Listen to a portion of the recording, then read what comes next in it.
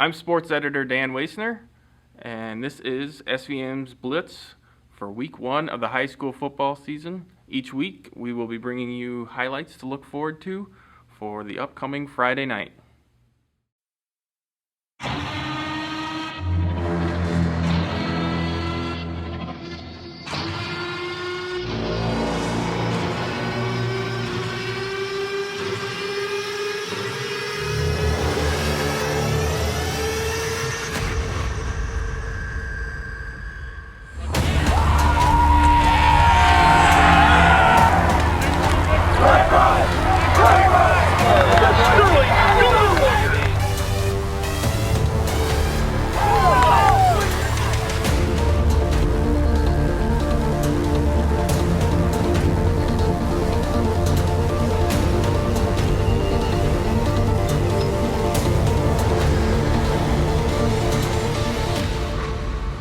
Up first, the game of the week. We have the defending 2A champion Newman Comets playing at the Rockridge Rockets. Newman comes in ranked in the preseason poll as number 1 in 2A. Rockridge comes in ranked number 3. 2 top 5 teams right away. Doesn't get much better than that. Newman went 13-1 in 2013. That lone loss came to Rockridge in week 1 at Roscoe Eads Stadium, 21-9. Both teams went on to win divisions of the Three Rivers Conference. The Comets won the Three Rivers North. The Rockridge Rockets won the Three Rivers South.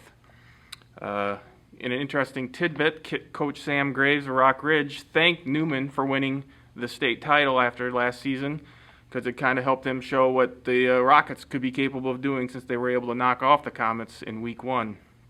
Rockridge returned 6 starters on both sides, but not all staters. Darren Southwell and Dalton McManus, both of whom had big games last year against Newman. Newman also loses key players like Jake Snow, A.J. Sharp, a few big defensive players.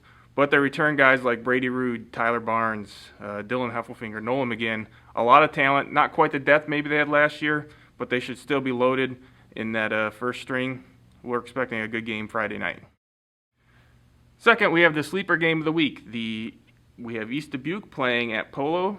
East Dubuque went 7-3 last year, Polo 4-5. The Marcos are set for speed this year. They don't have a lot of size, but they have a lot of fast kids, and they have a huge junior class, 17 to 20 juniors on the varsity roster. That speaks a lot for their future. The Marcos have improved each year under Coach Andrew Hoffer. 1-8 his first season, 3-6 his second season, and then 4-5 last year. I think they're going to make another big step this year to 5-4, 6-3, something like that, and a return to the playoffs for the first time in 2009. But this game is big for them. East Dubuque's been one of the powers in the NUIC upstate the last couple years. Even if they were happen to lose but play close, I think it'll send a statement to the rest of the conference. Third, my upset specials are 2 games out of the Big Northern Conference. They're both crossover games. The first one is Johnsburg at Oregon.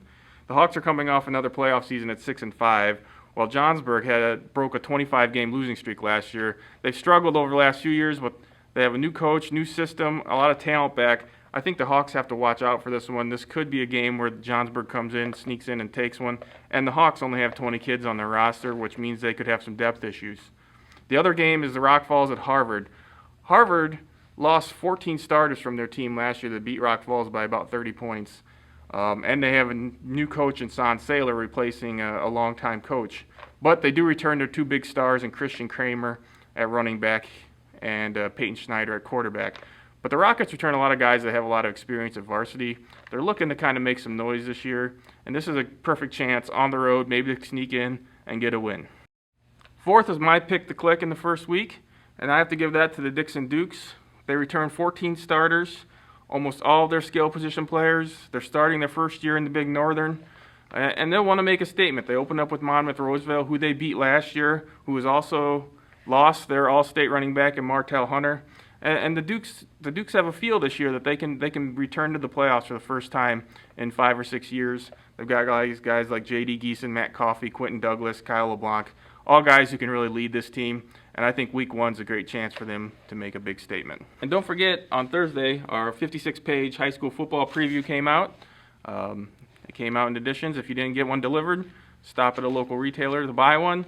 A lot of good things, a lot of things about helping people within the community. Check it out, and we'll see you next week.